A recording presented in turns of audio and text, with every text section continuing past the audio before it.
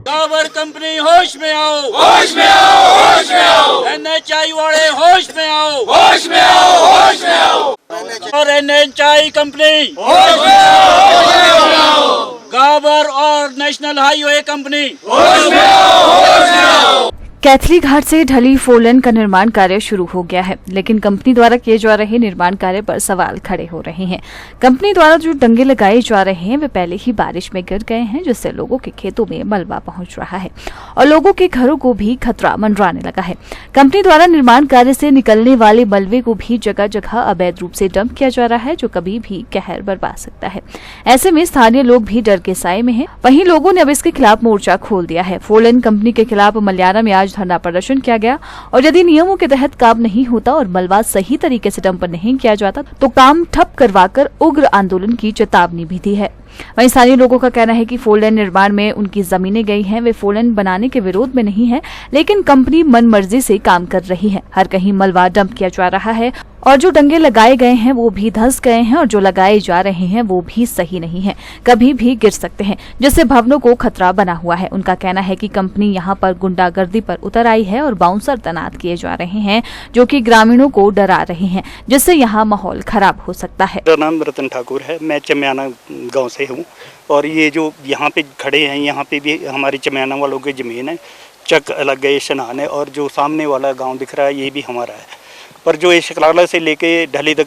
जो ये कार्य कर रही है गावर कंपनी, ये बिल्कुल भी ठीक ढंग से नहीं कर रही। ये आप डंगा देखो कितने कितने पत्थर लगाए हैं और कोई भी हमारी सुरक्षा का कोई भी ध्यान नहीं रखा गया। हमारे जैसे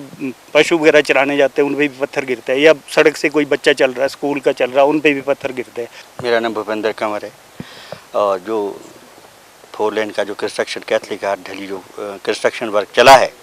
इससे जो लोगों को परेशानी है, परेशानी मेन है कि आपने अभी स्वयं देखा ही है यहाँ पर नीचे को जो कंस्ट्रक्शन वर्क के लिए जो क्रेट वॉल लगाई है और डंपिंग जो मिट्टी जो इसमें स्टैक करी जा रही है, और वो अभी एक जो बारिश हुई पहली बारिश से ही मानसून से जो प्री मानसून की बारिश आई उससे सारा के सारा डंगा गिर गया।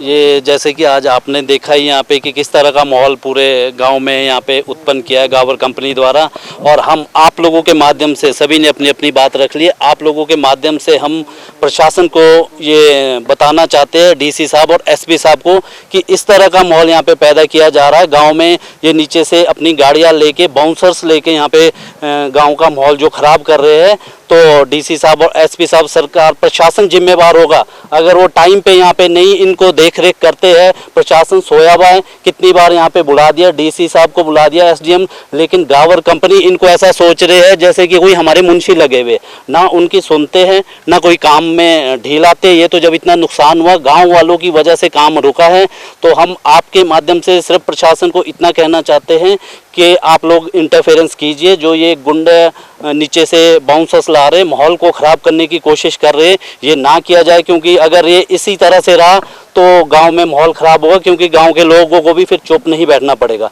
मेरा नाम अमित ठाकुर, मैं गांव चम्याना निवासी हूं और ये जो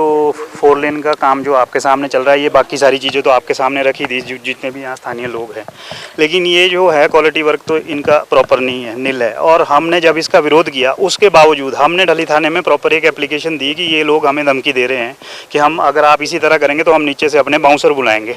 और हमें अंदेशा है कि भी ये यहाँ का हिमाचल का माहौल ख़राब करने की कोशिश कर रहे हैं और क्या नाम यहाँ खून खराबा हो सकता है। मेरा नाम रामकृष्ण शांडिल, मैं गांव चम्याना का स्थायी निवासी हूं और जिस जगह पे हम इस टाइम खड़े हैं ये मेरी ही ज़मीन थी यहाँ पे,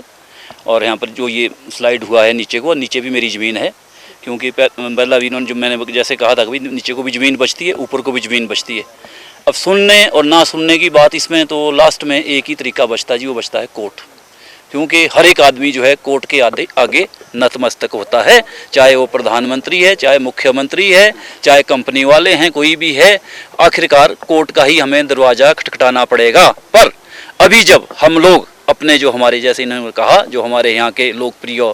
मंत्री है या विधायक है और हमारे यहाँ के राणा जी भी है, जब उनके पास गए तो उस दिन से जो है इसमें काम में, मतलब काम रुकावट में, जो नहीं तो ये तो रोक ही नहीं रहे थे इस चीज़ को, ये तो बोलते थे हम तो काम करेंगे।